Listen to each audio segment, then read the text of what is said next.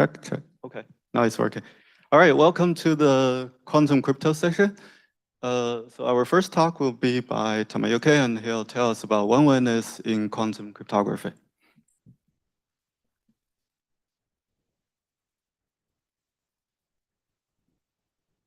Okay. Thank you for the introduction. So this is a joint work with Takashi Yamakawa. And okay. So if you attended my yesterday's talk, the summary of the first part was this one. So one-way function are minimum assumption in classical cryptography. Okay. And again, so one function is the following one.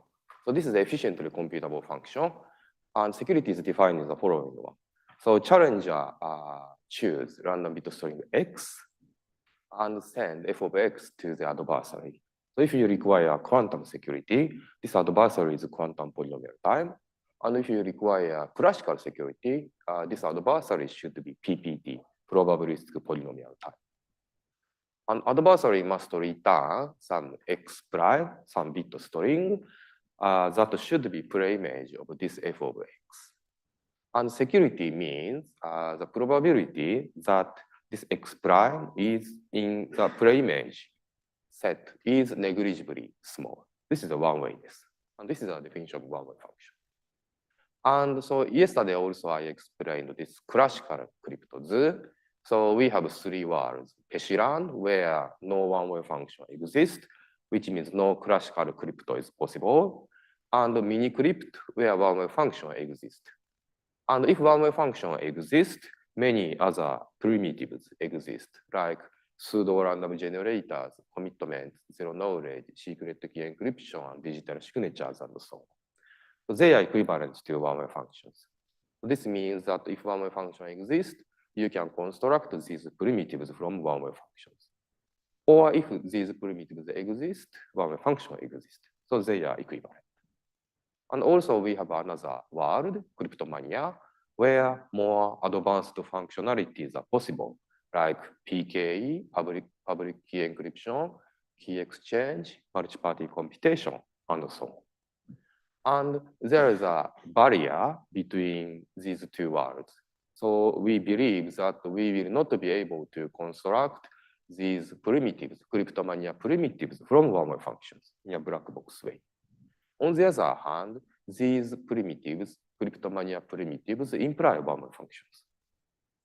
And this means if one-way functions do not exist, all of them do not exist. Because these mini-crypto primitives are equivalent to one-way functions. So if one-way functions do not exist, they don't exist. And because these Cryptomania primitives imply one-way functions, so if one-way functions do not exist, then these Cryptomania primitives do not exist as well. So in this way, one-way functions are the minimum assumption in classical cryptography. Okay, and the summary of the second part of my yesterday's talk is this one. But on the other hand, in quantum case, situation is very different. So in quantum case, even if one-way functions do not exist, still cryptography is possible. Actually, so we have another new world in between Peshiland and mini-crypt. And in this world, we have new primitives like EFI pairs, PRSG, and one-way-XG. And they seem to be weaker than one-way functions because, for example, Kretschmer showed that these primitives could exist even if one-way functions do not exist. But on the other hand, they imply many nice applications like commitment, SKE, digital signature, and so on, and even multi-party computation. So in this way, in quantum case, even if one-way functions do not exist, still we have many applications. And the question is how these new micro-crypto primitives are related with each other. And the goal of this talk is clarify several relations among these micro-crypto primitives. And this is a summary of result.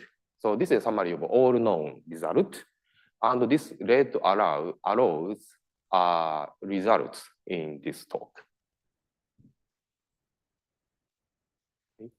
So first I explain this result, equivalence between one-way puzzle and one-way state generator and weak one-way state generator.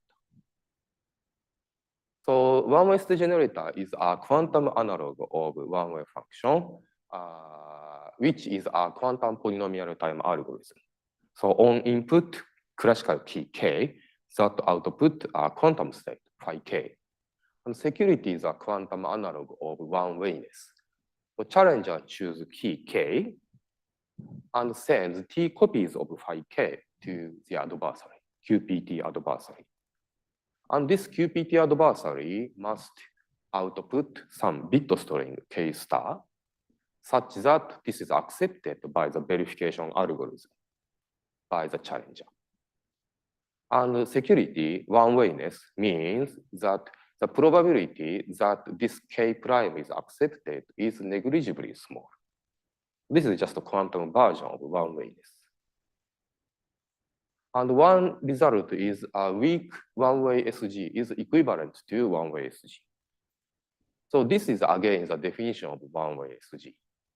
So for any quantum polynomial time adversary A and for any polynomial T, the probability that adversary wins is negligibly small. So this is a definition of one-way SG. And weak one-way SG is just a quantum analog of weak one-way function. So in classical case, we have one-way function and weak one-way function, and they are known to be equivalent. And in quantum case, we can define weak version of one-way state generator, which is this one. So there exists some polynomial p such that for any QPT adversary and for any polynomial t, the probability that A wins is upper bounded by 1 minus 1 over p. And our result is they are equivalent. So in classical case, they are equivalent, and we show that also in quantum case, they are equivalent. And this equivalence is useful to show several results in this paper. And second result is a construction of one-way state generator from pure private quantum money. So private quantum money is the following. Private key quantum money is the following one. So we have a mint algorithm that output quantum money state on input key k, and security is defined in the following way. So challenger first chooses key k and sends t copies of money state to the QPT adversary. The QPT adversary must return some quantum state, rho, which consists of many registers. And challenger verify each register one by one and counts the number of acceptance. And if this number is larger than t, this means this adversary can forge money. So because adversary receives t copies of money state, but now the adversary can output more than t copy of quantum money. So this means this money is copied. And security means the probability of such event is negligibly small. This is the definition of quantum money. And we show that pure money, so private key quantum money with pure banknote imply one-way state generator. And the construction is very simple. So just the output of one-way SG is taken as the banknote state. And security is also easy. So if this one-way state is invertible, intuitively you can get a key, and by using this key, you can copy. Okay? And so the remaining open problem is the other direction. So open question is whether we can construct private key quantum money from one-way state generator. And this is non-trivial because even if you can clone, still there is no guarantee that you can find the key. Okay, so now I explain the second third result, equivalence between one-ways generator and digital signature. So quantum digital signature is the following one. So sender first learns the key generation, secret key generation algorithm to output classical secret key. This is signing key. And then the sender learns public key generation algorithm that output quantum public key. And the reason why we have these two algorithms for SK and PK is because now this PK is quantum state. And if we want to get many copies of PK, we need this separated key generation algorithms. Because in general, this PK cannot be cloned. And T copies of this public key, quantum public key, is sent to the adversary. And adversary can query signing oracle many times, few times. And after querying this signing oracle, adversary output some message M star and also some bit string sigma star. And security means this pair is not accepted as a valid pair of message and signature, except for negligibly small probability. And also this M star shouldn't be queried before. And this is a quantum digital signature. And so our result is this is equivalent to one-ways generator. And first I explained simple version, namely one-time secure digital signature from one-ways. And to explain that, I explained the classical version of construction of one-time secure digital signature from one-way function. And this is known as Lamport signature, some textbook very standard construction. So F is one-way function, and the secret key is some randomly chosen K0 and K1. And the public key is F of K0 and F of K1. And signing algorithm is just output K0 or K1. So if the message is 0, corresponding signature is K0. And if message is 1, corresponding signature is K1. And the verification is just evaluating one-way function. So given signature, receiver evaluate this F of sigma and check whether this is equivalent to public key or not. This is classical construction of one-time secure digital signature from one-way function. And now just we quantize this one. So instead of F of K0 and K1, now this is phi K0 and phi K1 that are output of one-way state generators. And verification is just we run the verification algorithm of one-way state generator. And security is come from the one-wayness of this one-way state generator. So the adversary can access this public key, many copies of this quantum public key. But one-wayness means that from this public quantum key, adversary cannot learn K0 and K1. That's why adversary cannot forge the signature. And actually, we show that one-way generator is equivalent to Q time quantum digital signature with a bounded poly Q. And open question is whether we can construct unbounded poly time secure quantum digital signature. And actually, in classical case, this is possible. So in classical case, if you just see some standard textbook of classical cryptography, many times secure digital signature is constructed from one-way function. But in quantum case, we don't know how to do that.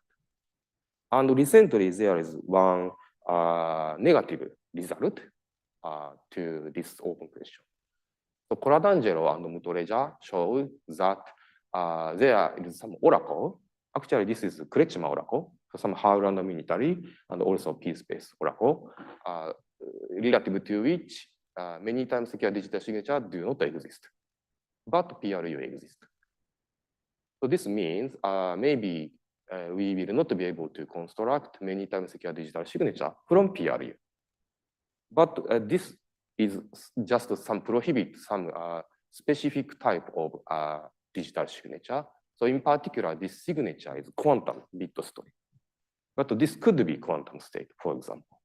And if this is quantum state, this no result doesn't work. So still, it could be possible to construct some type of many times secure quantum digital signature from, for example, PRU. Okay, and so now I explain this result, construction of one-ways generator from one-time SKE. And also I explain this one. And one-time secure SKE is the following one. Also quantum ciphertext one-time SKE is the following one. So sender first runs the key generation algorithm that output classical secret key. And also sender choose bit B and sender encrypt this bit B by using secret key. And sender output some quantum ciphertext. And many copies of this quantum ciphertext is sent to the QPT adversary. The QPT adversary must output B prime that should be equal to B.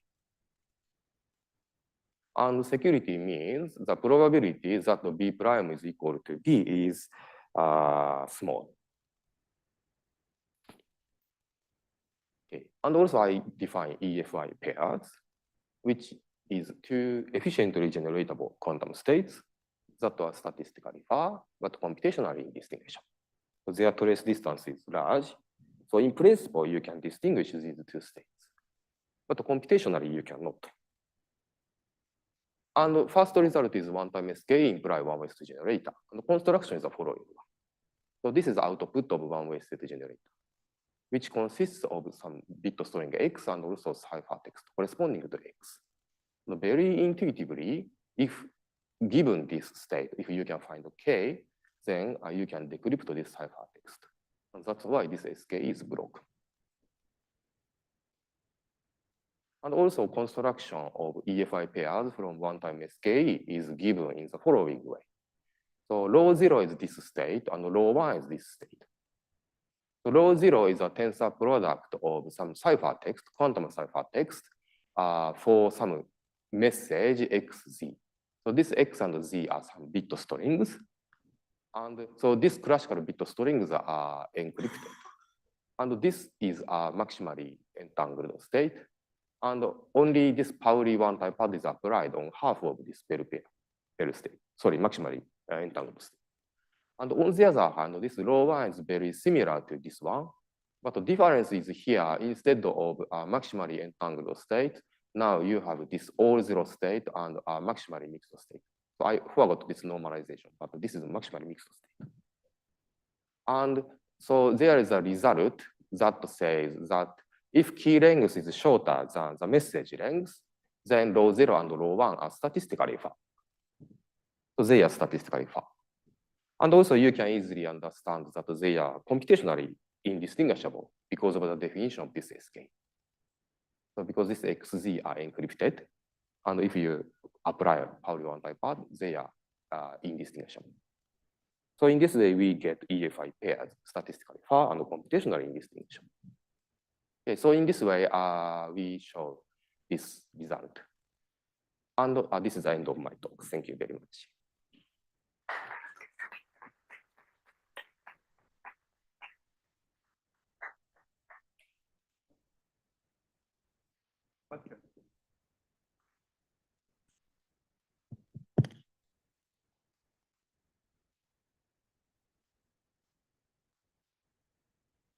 I'll start question.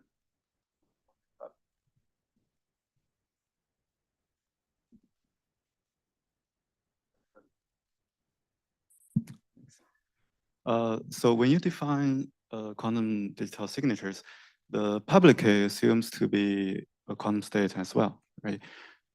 What if we require the public key to be classical? And I mean, signatures can be quantum as well. Do we know the equivalence? Does that still hold? Yeah, so that's a good question. So ideally, this PK should be classical instead of quantum state. And at this case, so here security means given some classical data, adversary must output some classical data, now quantum data. Right. So this should be reduced to some quantum input, classical output primitive, quantum output primitive. So for example, one-way puzzle is given classical data, you have to output classical data. So maybe this is slightly different. Maybe if you define some primitive such that given classical data, you cannot output quantum data, maybe you can show some relation between this and that one. Okay.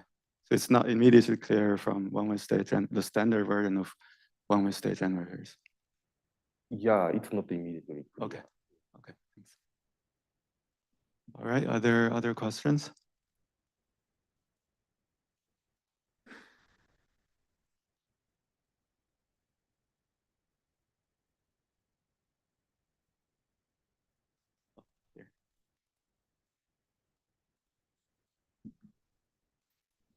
So you mentioned that, like this multi-time digital signature, like the negative result, like, still not that negative. And like, do you have some scheme in mind, like, or like, I mean, through which one can potentially. Essentially, what? Oh, so the one-way state generator, or maybe a mistake, okay. That already implies. You mean this one? Yeah. And what's your question?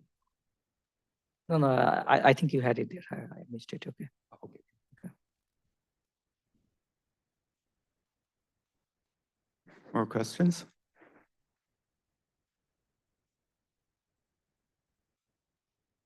Well, maybe I'll ask one more. Can you explain a little bit the challenges for constructing multi-time signatures? Yeah, okay. So in classical case, first so here from one-way function, you can get one-time secure digital signature. And so in classical case, from that you get multi-time secure digital signature. And standard technique in textbook is you sign public key. But here you don't know how to sign public key because this is quantum state. And in general, it is known that you cannot sign quantum state. This is one issue here. Okay, thanks. Well, if we don't have further questions, let's thank the speaker again.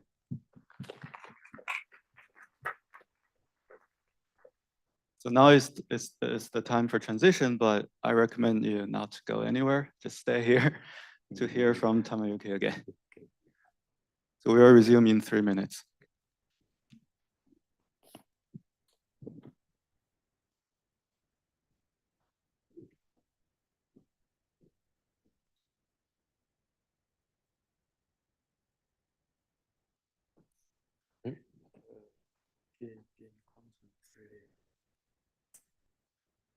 It is causing the troubles.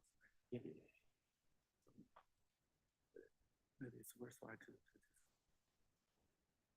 consider.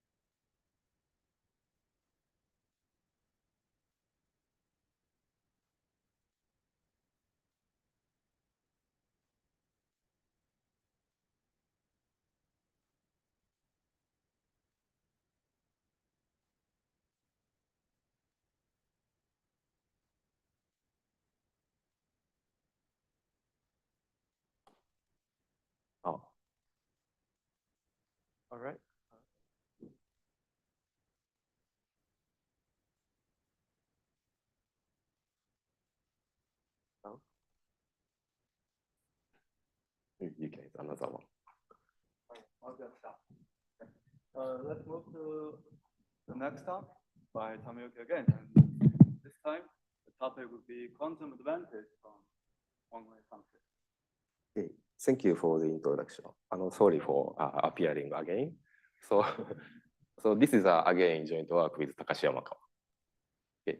So quantum advantage is the existence of some hard problem, which is easy for quantum but hard for classical. And so we have some problem, very difficult problem.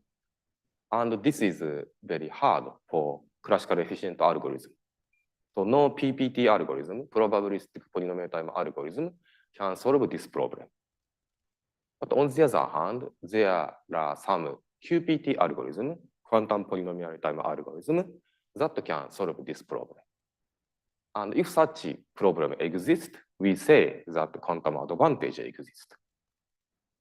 Okay? And there are three approaches to demonstrate quantum advantage. One is sampling, the other one is searching, and also proofs of quantumness. So now I explain each of them separately. So first approach is sampling. The goal of sampling is to sample some distribution. So you run some efficient quantum algorithm that output some bit string according to some distribution. And the goal is to sample this distribution. And classically, it's not possible. So no PPT algorithm can sample this. So if I run some classical efficient algorithm, my output distribution is far from this one.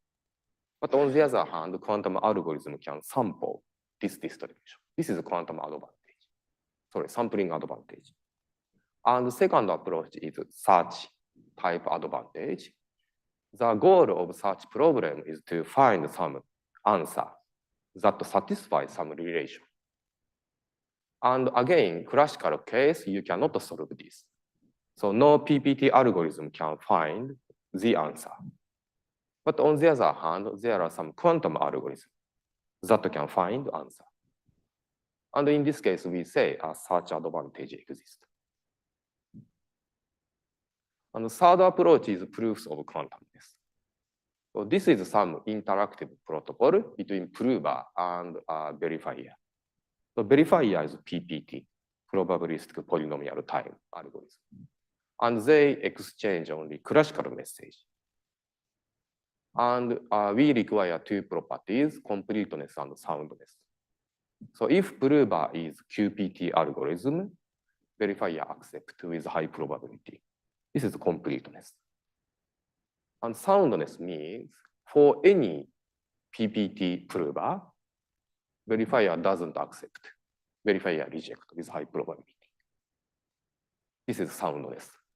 And if this both completeness and soundness are satisfied, this is called proofs of quantumness. So in this way, we have three approaches. And ideally, we want to show the existence of quantum advantage unconditionally. So without introducing any assumption, we want to show the existence of quantum advantage. But this is extremely difficult and beyond our understanding of current complexity theory, current understanding of complexity theory. But by the way, there are some unconditional separation between quantum and classical. But these results restrict classical computation.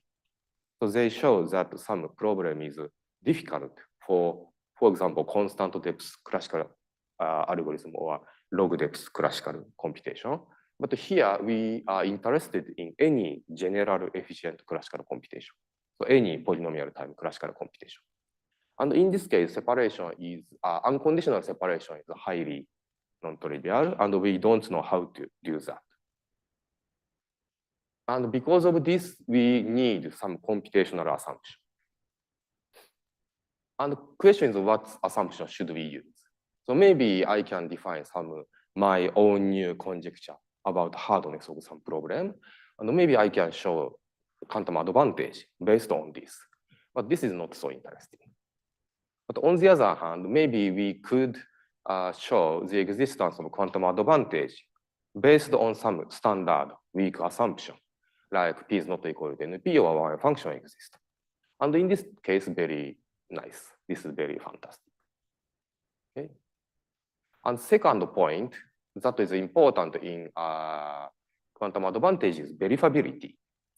So verifiability means we have some quantum machine and we want to verify that this is actually quantum advantage. So classical verifier want to verify that this machine really show some quantum advantage. This is verifiability. And this is a summary of previous results. So we have three approaches: sampling, searching, and proof of quantumness. And in terms of assumption and verifiability, all these results are not so satisfactory. So for example, sampling case, assumption is some newly introduced one, like hardness, Sharpie hardness of approximating some value and so on. So that's a new assumption, which was not studied before. And also for verifiability, in general, we don't know how to verify sampling advantage. And for searching case, again, we have to introduce some new assumption, or we have to rely on random oracle. But for verifiability, this is slightly better than sampling, because at least we can inefficiently verify quantum advantage. So given answer by spending exponentially long classical time, we can verify that this answer satisfies the relation. So this is at least inefficiently verified. And for proofs of quantumness, assumptions are relatively nice. So for example, we know that the proof of quantumness can be constructed from noisy trapdoor Crofty function, or full domain trapdoor permutation, or quantum homomorphic encryption, or random oracles. And also verifiability is very nice because by definition, this is efficiently verified. So verifier is PPT algorithm, and this verifier can efficiently verify the existence of quantum advantage. But still, we have the following open question. So can we demonstrate quantum advantage, verifiable, efficiently verifiable quantum advantage from some standard assumption, like one-way existence of one-way function? And our result partially give some answer to this open question. So our result is the following one. So first, we introduce new concept, which we call inefficient verifier proofs of quantumness, which I explain later. And we show that this can be constructed from classically secure one-way function. So here only classical security is enough because soundness of proof of quantumness is only against classical prover. And this classical secure one-way function is a minimum assumption in classical cryptography. So we could show quantum advantage based on some minimum assumption in classical cryptography. And unfortunately, our IVPOQ is not efficiently verifiable. So verifier should be inefficient, but this is at most BPP to NP. And I explain what is this IVPOQ, inefficient verifier proof of quantumness. And this is very similar to POQ, proof of quantumness. So we have verifier, PPT verifier, and also prover. And they exchange classical message. But the crucial difference from POQ is final verification is done by some another unbounded verifier. So this message, or sequence of message exchanged in the first interactive round is sent to the other verifier, which could be unbounded. And this verifier makes decision, accept or reject. This is a crucial difference from proof of quantumness. But because of this IVPOQ capture all previous approach of quantum advantage, including sampling, searching, and efficiently verifiable POQ.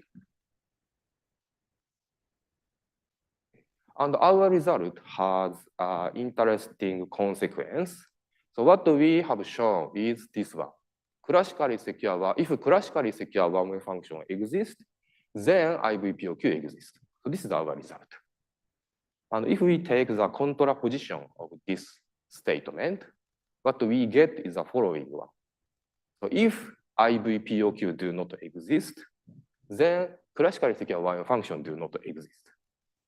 And as I have said, classically secure one function is a minimum assumption in classical cryptography. So this means if there is no quantum advantage, then there is no classical cryptography. So this is some interesting connection between quantum advantage and classical cryptography.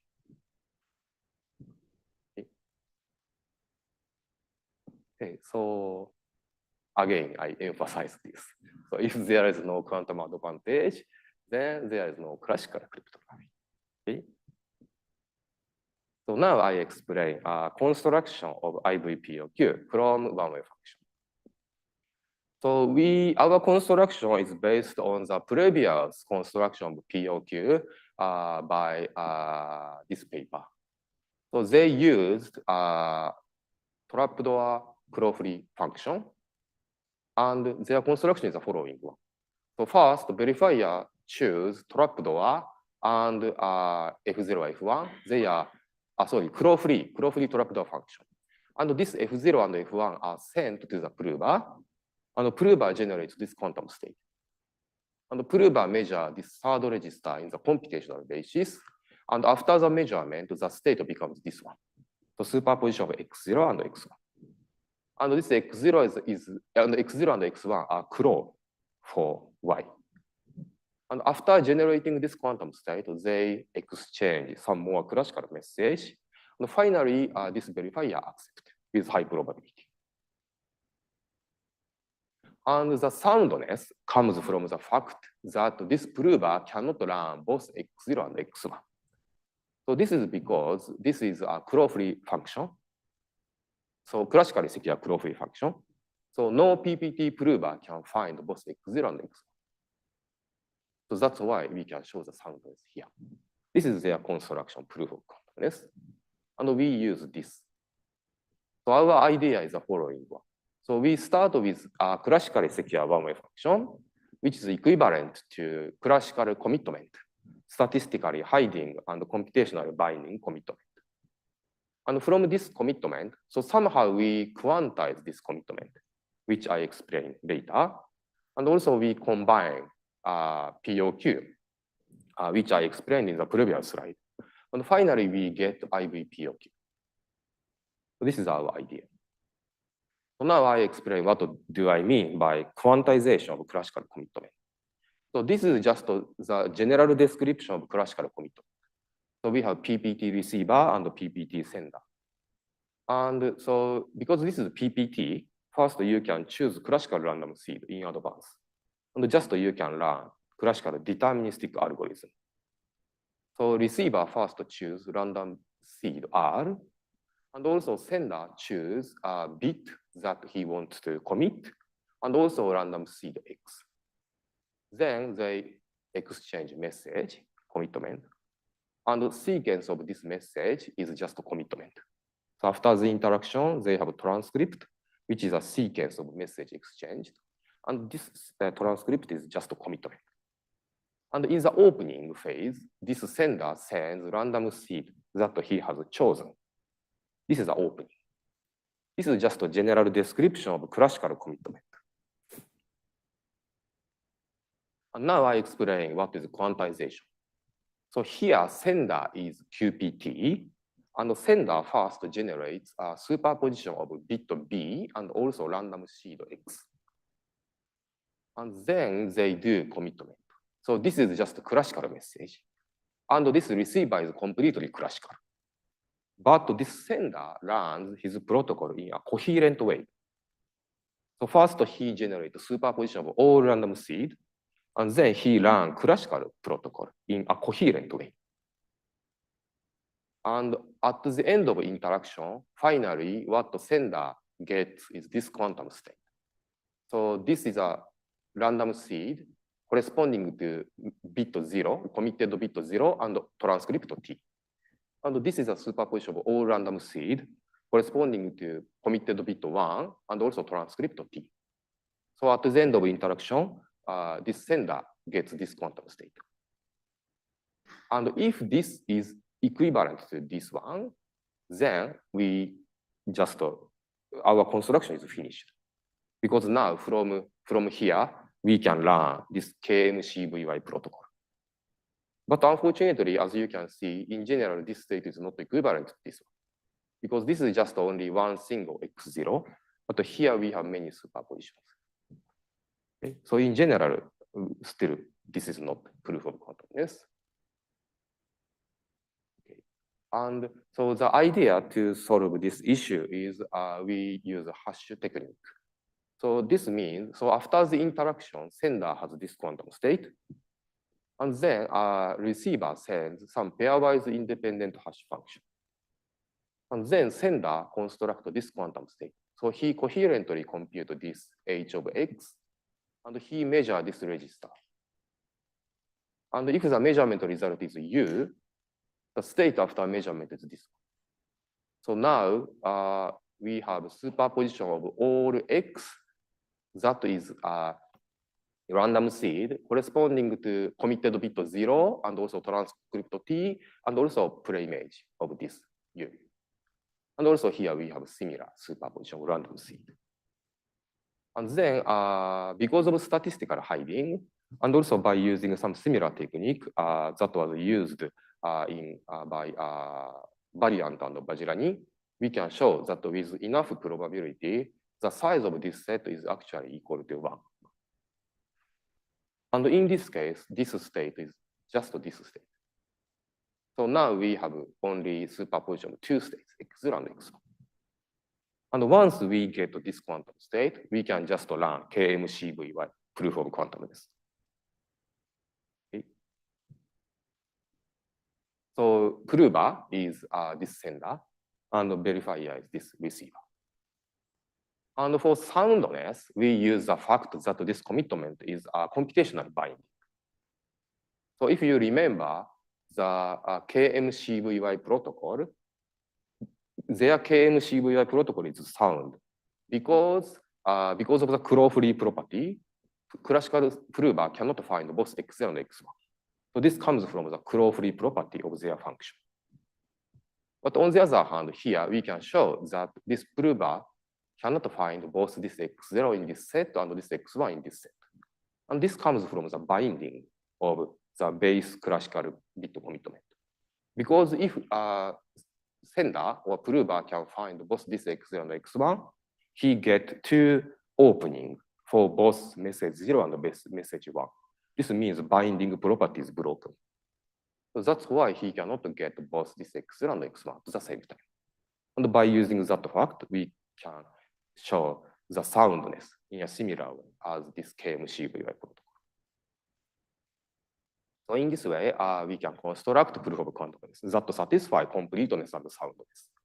And finally, I explain the verifiability. So unfortunately, this is not efficiently verifiable because so in KMCVY case, they use the trapdoor function. And by using trapdoor, verifier can compute the preimage. But here, we don't have any trapdoor. So verifier, here, this verifier cannot compute this x0 and x1 inefficiently because we don't have any trapdoor.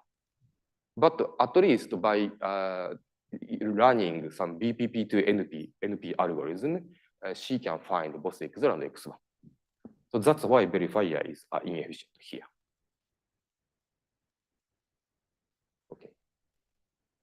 So in summary, we defined inefficient verifier proof of quantumness, which is very similar to proof of quantumness, but verifier becomes unbounded time at the final stage.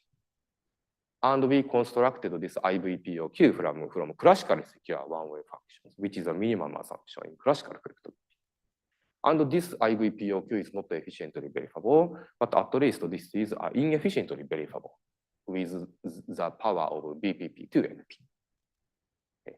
And this result, IVPOQ from one-way function, again implies this interesting connection between classical cryptography and quantum advantage. So if there is no quantum advantage, then there is no classical cryptography.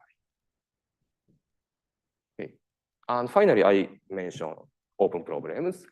So first open problem is whether we can construct proof of quantumness from one-way function. So here what we constructed is the inefficient verifier proof of quantumness. But original POQ is efficiently verifiable one. And our question is whether we can construct efficiently verifiable POQ from one-way functions. So far, all known constructions are just some LWE or trapdoor or something like that. So question is whether we can construct POQ from one-way function. Or maybe we can show that this is impossible. For example, POQ implies key exchange, and maybe because we cannot construct key exchange from one-way function, so maybe this shows that POQ cannot be constructed from one function or something like that. And also, third open question is whether we can construct IVPOQ from some weaker assumption than one-way function. For example, can we construct IVPOQ from P is not equal to NP or something like that? Okay, so this is the end of my talk. Thank you very much.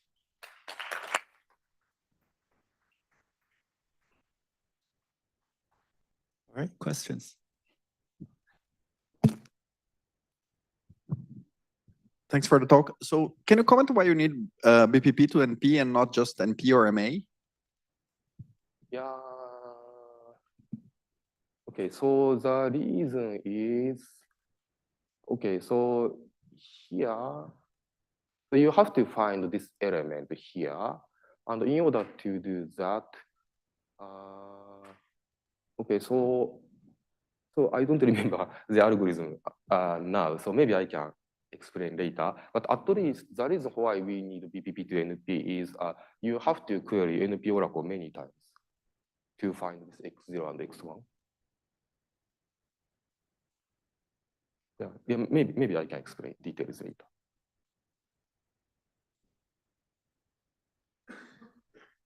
Other questions?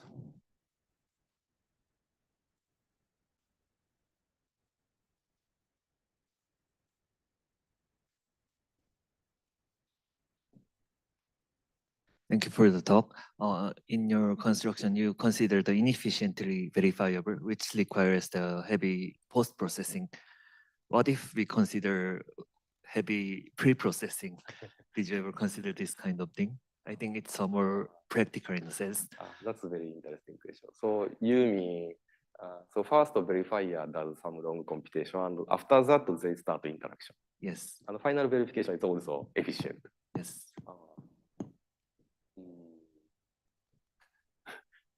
Yeah, but I don't know. But all known constructions of POQ requires to find some pre-image. And in that case, you have to do inefficient computation after this transcript is generated. But that's a very interesting idea. Thank you. Do you have more questions?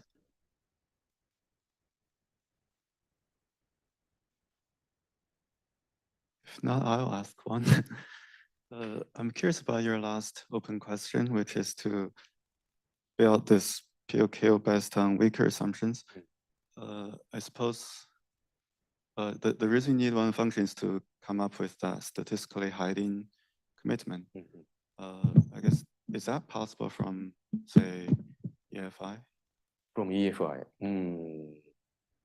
Suppose that's okay. Yeah, I don't know. Because EFI also implies commitment? Yeah. Okay. Yeah.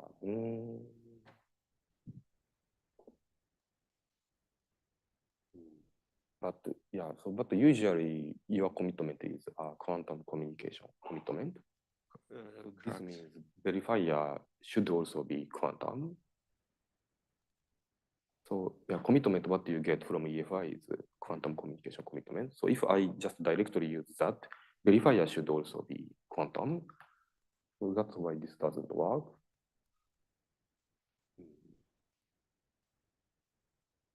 Maybe at least if you can construct a classical communication commitment. Something like that. Yeah, then at least we get a quantum verifier proof of quantumness. So now verifier is quantum. but still communication is classical. True. But I don't know how to get classical communication commitment from EFI. Okay, cool. Yeah, we can talk more. Any other questions? Yes. Hi, I have a quick question. How do interactive verifier proof of quantumness relate to sampling-based proofs of quantumness? Like, does one imply the other? Yeah, Are that's they- okay. Very good question. Actually, that contains some our unpublished work. So, so somehow, so very intuitively, so Aronson showed that sampling advantage is equivalent to search advantage. So sample BQP is equal to sample BPP is equivalent to FBQP is equal to FBPP. So if you have sampling advantage, you have also have search advantage.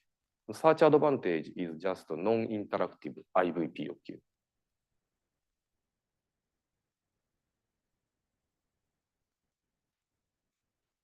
Is that okay? Thank you so much. Yes. Okay.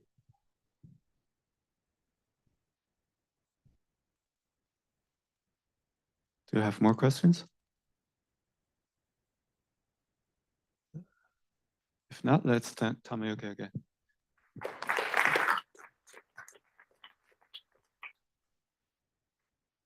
And again, please stay, and we have another exciting talk coming in 3 minutes.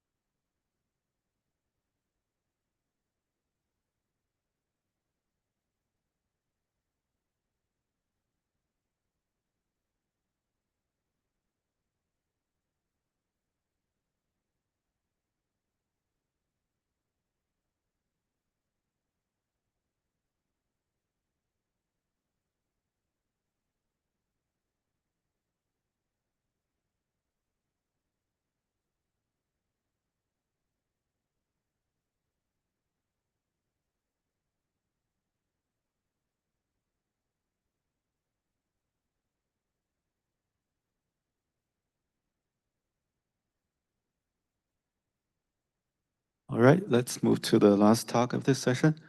And Srijita is going to tell us about oracle separation between QMA and QCMA. Hi, thanks for the introduction. Okay, this is based on joint work with my supervisor, Shalev Ben-David. And okay, yeah. So I'll start off by explaining what QMA and QCMA are. So both of these are complexity classes that are quantum generalizations of NP. So how do you make a quantum generalization of NP? This is done in MA in terms of an interactive game between a polynomial time verifier Arthur and a mysterious wizard Merlin with like unbounded computational power. So Arthur has some input Z that Arthur wants to know if it's a yes instance of a particular say promise problem, and Merlin knows Z, and Merlin wants to convince Arthur that it is a yes instance.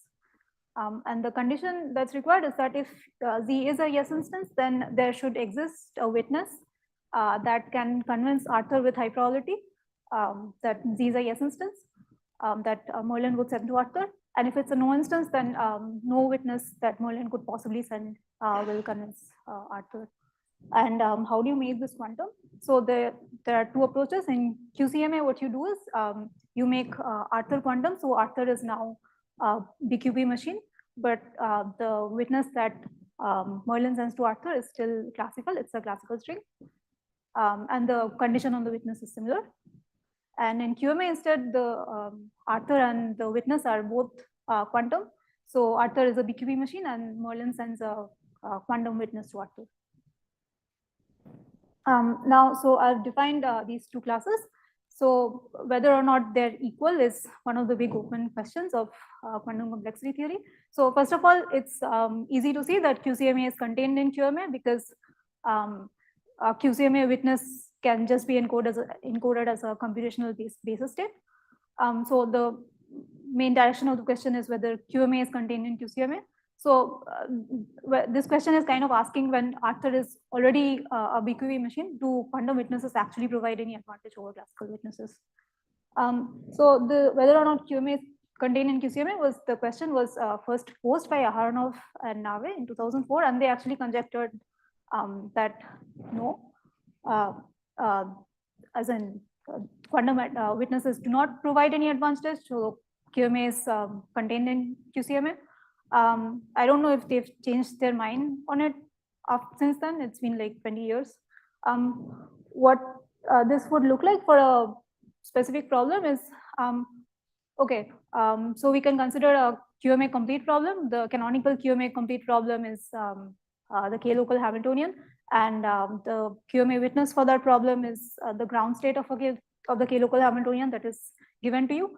And maybe it's possible that for every K-local Hamiltonian, there is an efficient circuit that prepares its ground state. And in that case, you can just give a description of the efficient circuit as a classical witness. And this would constitute a QCMA proof for that QMA complete problem, in which case QMA would in fact be equal to QCMA. But okay, we are, I'm just talking about these complexity classes as is, and it's completely beyond our current techniques to solve this question in the plane model. But given that we have this question, the first thing a complexity theorist would do is try to separate the classes with respect to an oracle. So if you can separate QMA and QCMA with respect to an oracle, that means a relativizing proof technique, which means a proof technique that works fine if you introduce an oracle. A relativizing proof technique cannot prove that QMA is equal to QCMA. So usually when we talk about an oracle separation, the oracle is classical, which means it's a long classical string that which can be an arbitrarily complicated function that the BQP algorithm in QCMA can query with like unit cost. But the thing is, techniques that relativize with respect to classical oracles also relativize with respect to quantum oracles. By a quantum oracle, I mean black box unitary for a sequence of black box unitaries UN for every n, and the quantum algorithm can apply this also for cost 1. Actually, quantum oracle separations between QMA and QCMA are relatively easy, and they have been known for a while. The first one was shown by Aronson and Cooperberg in 2007, and subsequent quantum oracle separations have been shown, for example, by Pfefferman and Kimmel, and then Basilian, Pfefferman, and Marhava. They're still quantum, but maybe a bit less quantum than the separation shown by Aronson and Cooperberg. But as I said, the standard model of oracle separations is a classical oracle. And kind of, if you show a separation with respect to a classical oracle, that's like you're showing a separation for like a classical problem rather than a quantum problem. So you're trying to answer the question of whether quantum witnesses provide any advantage for classical problem, which is like maybe stronger. And so people have been trying to show a full classical oracle separation, and there has been some progress recently in the last couple of years. So the first result was by Natarajan and Nirke last year. So they showed a separation between QMA and QCMA in a distributional oracle setting. So this means that the oracle is classical, and it comes from a distribution. Merlin doesn't know the exact oracle, but Merlin knows the distribution, and Merlin can send a witness based on the distribution. After that, there was another result by Lee, Liu, Pelecanos, and Yamakawa. They showed a separation between QMA and QCMA with respect to a classically accessible classical oracle. So by classically accessible, I mean the oracle is classical, but in general, a quantum algorithm should be able to query the oracle in superposition. But in this result, they placed a restriction that the quantum oracle cannot, the classical oracle cannot be queried in superposition. And in the setting of oracles, in query complexity, this means this class is kind of essentially MA. And yeah, their separation was in query complexity was between QMA and MA in that case. Now I come to our result. So our result, is in this long line of work of attempted classical oracle separations between QMA and QCMA. And it's not strictly an improvement on the previous results, but we think like maybe it's intuitively closer to a full oracle separation, full classical oracle separation. So our main result is that there exists an oracle relative to which you can separate bounded round QMA and bounded round QCMA. So the number of, by bounded round, I mean the quantum and classical, the quantum algorithms for QMA and QCMA can make R batches of parallel queries to the classical oracle, where R is smaller than log n by log n. So each batch can have polynomially many queries. So you still have polynomially many queries overall, but they cannot be arbitrarily adaptive. So the oracle that we use for our construction is a simplified version of the construction of by Lee, Liu, Pelecanos, and Yamakawa, and it makes use of the famous Yamakawa-Jandry problem, which was used to show quantum advantage with respect to a random oracle. We're not sure if the parameters of the Yamakawa-Jandry problem is good enough for a full oracle separation between QMA and QCMA, but we conjecture maybe a problem with good enough parameters exists, and this will lead to a full separation by our techniques. Okay, oracle separations are essentially separations in query complexity. So I will now explain what the classes QMA and QCMA look like in query complexity. So in query complexity, you have for decision problems, you have a known partial Boolean function and an unknown input that you want to compute the function on.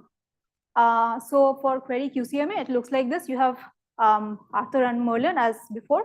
There is some unknown input that Arthur can query via an oracle OZ for the input Z.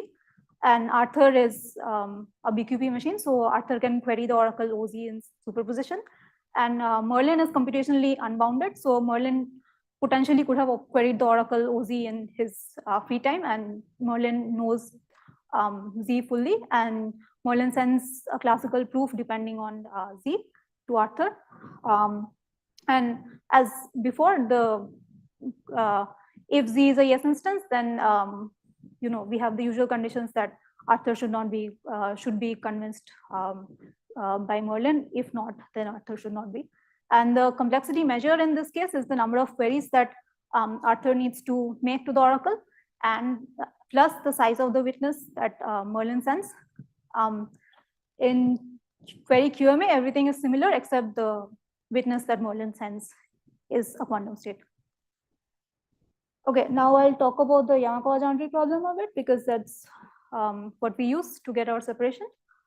So Yamakawa and Jandry showed this result. There exists a family of relations, R of F, that are sequenced by functions from n cross 01 to the mn 201. So first of all, these relations can be solved by a quantum algorithm that makes polynomially many queries to an oracle for F. Yeah, this works with high probability for a uniformly random. But on the other hand, no classical algorithm that makes polynomially many queries to the oracle for F can solve the relation for uniformly random F. By solve the relation, I mean given an input X, find a U such that X comma U is an R of F. And the relation specifically looks like this. You have a fixed linear code that has good list decodability parameters, etc. And R of F looks like this. So X, the input X to the relation is an n-bit string. And given X, you have to output a code word U, that is, yeah, it's in the code C, such that if you look at every m-bit block of the code word, and call it UI. So F of I comma UI basically should evaluate to xi, the ith bit of X. Okay, this is slightly complicated, but this relation has some nice properties. So for example, for those familiar with the complexity class TFNP, it's sort of an TFNP. So by this, I mean for like almost every fnx, there exists some U such that X comma U is an R of F. So I say sort of because this is not exactly true for every fnx, but it's true for almost every F, and that's fine for our purposes. And also for every X of U, X comma U that is an R of F, there is a short partial assignment certifying this fact. So specifically, it's this short partial assignment for every I, F of I comma UI is xi. This is like an n-bit partial assignment, and this certifies that X comma U is an R of F, just by definition of R of F. So after Yamakawa and Jandry came up with the result, after this, Liu noticed that the quantum algorithm for solving the Yamakawa-Jandry problem does not, the queries of that algorithm don't actually depend on X, and they're also not adaptive. So what this means is that R of F can in fact be solved with no queries and a quantum advice state. So whatever the state the Yamakawa-Jandry algorithm was preparing by making queries, it can just be given as an advice state, and there's a quantum algorithm that solves the Yamakawa-Jandry problem with this advice state. And specifically, the advice state looks like this. It's a superposition over all UI, and with the function value f I comma UI given. And you actually need a few copies of this state, but yeah, this is the basic form of the state. And also, you showed that R of F cannot be solved with classical advice. You can prove this like kind of similarly to how you show that it cannot be solved by polynomially many classical queries. In light of this result, the construction by LLPY can be seen kind of as a formula for converting a quantum versus classical advice separation for a relation R of F to a query QMA versus QCMA separation. This recipe is not black box, so it's not going to work for every classical versus quantum advice, but it works for problems that are like Yamakawa Chandri. Yeah. So the construction is like this. It's going to be based on this BPP problem, which this BPP problem, which is distinguishing these two oracles. So suppose you are given an oracle which is 1 in every position versus an oracle which is 1 in very few positions and zeros in most positions. So distinguishing these two oracles is in BPP because you can just query a random position, and depending on the answer you get, you answer that it is a yes instance or a no instance. So suppose the all 1 string is a yes instance and the not very many 1 string is a no instance. Now, the construction is just going to be like this problem, except we are going to blow up the oracle by a lot.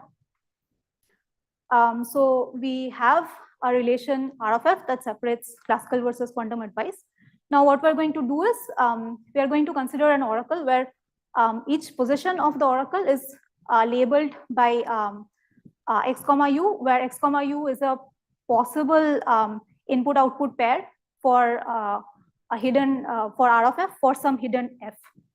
And our yes instance for our problem is going to correspond to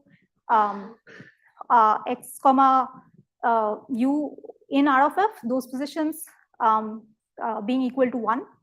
And so that is our yes instance. So for the hidden F that we have, every valid input-output pair has a 1. And the no instance oracle is going to be the yes instance oracle, except some of the XU pairs are erased, like most of them are erased.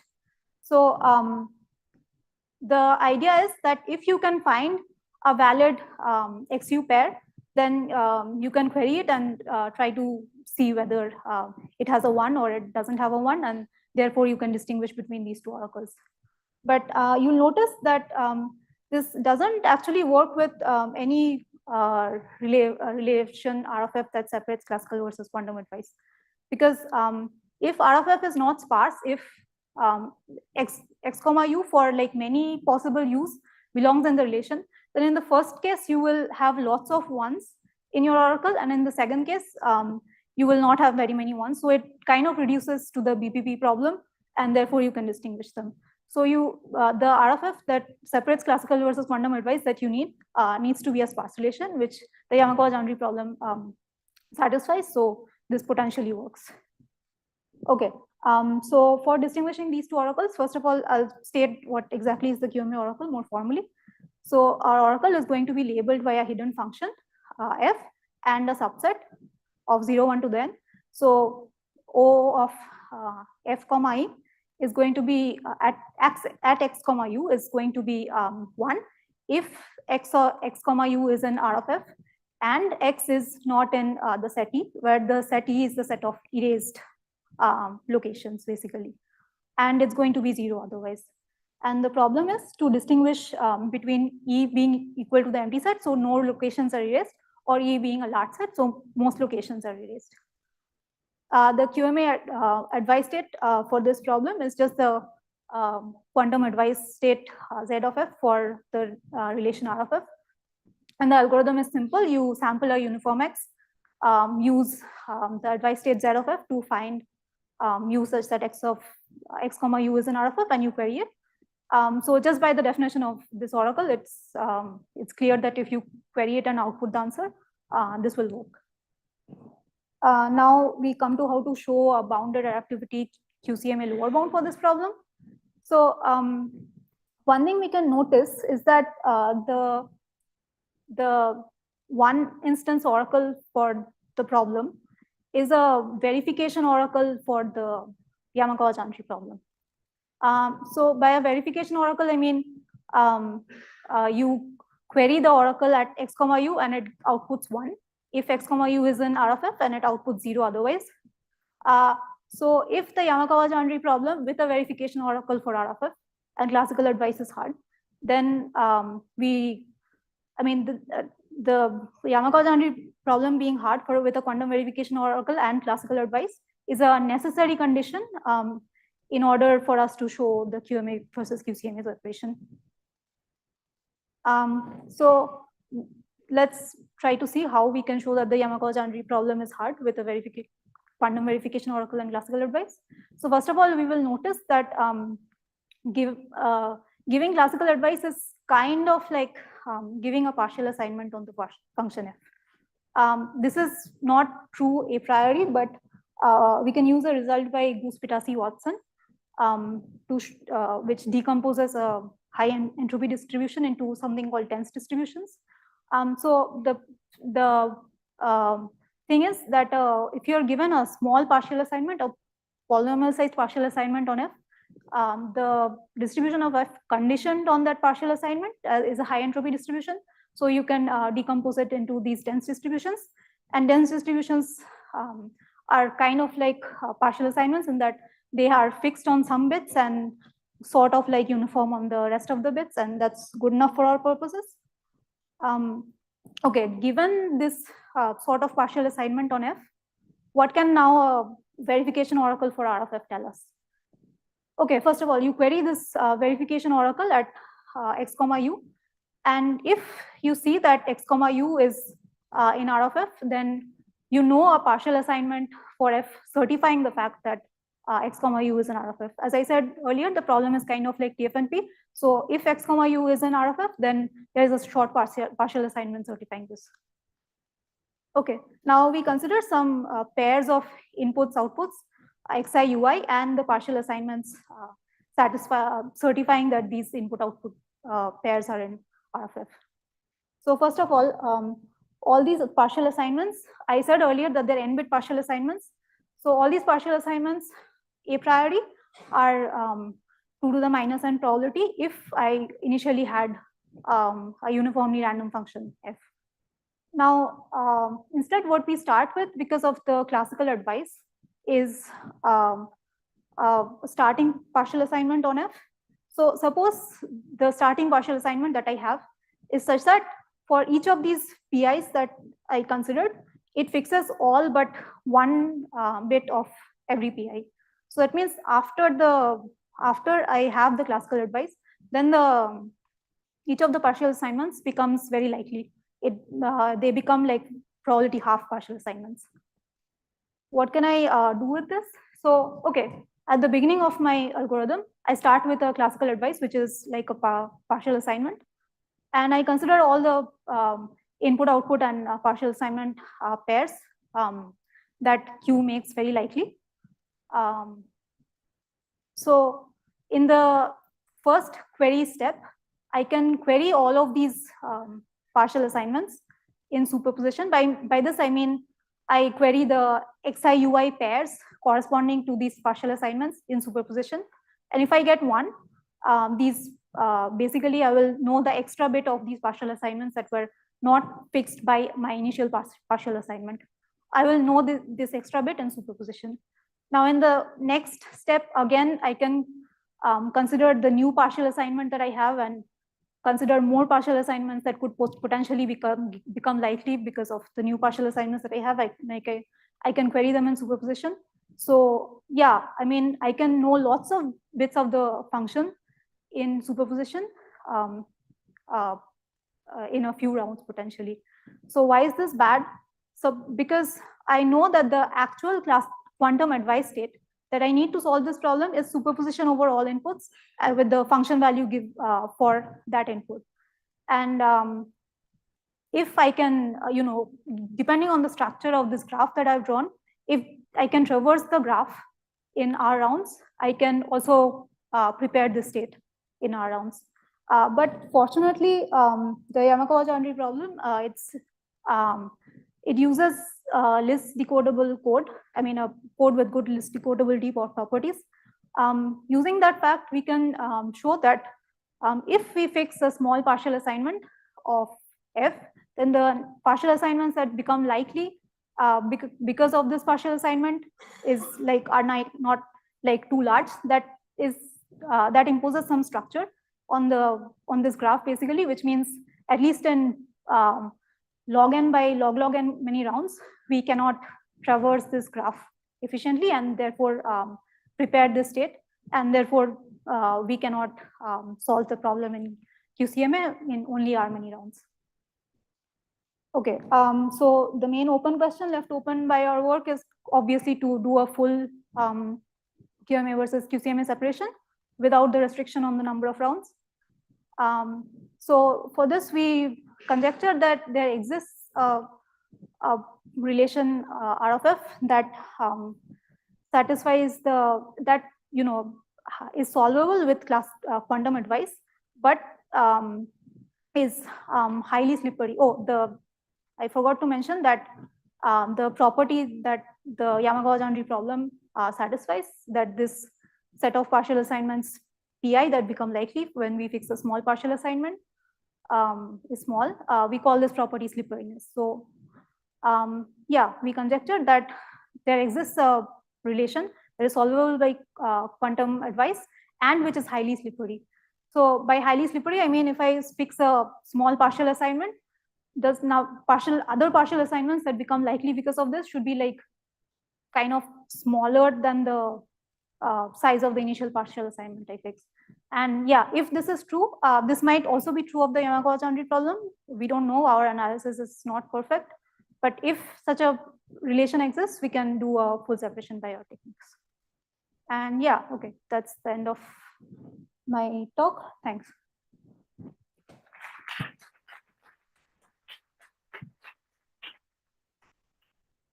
I have time for some quick questions. Please, go ahead.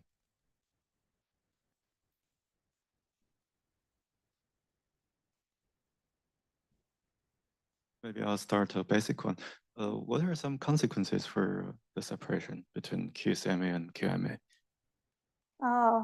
If you can show a full separation, that means relativizing technique can't show that QMA is equal to Even QCMA. in a standard model, suppose these two classes are indeed not equal, separated, then are there consequences in other areas?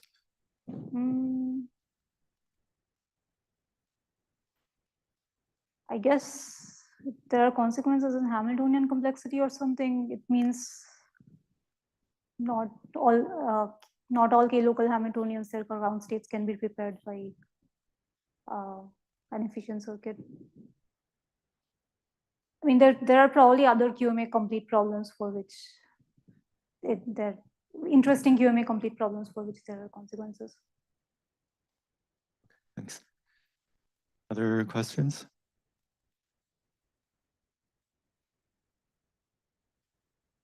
I know people want to go for lunch, but we need to earn it. Please ask something.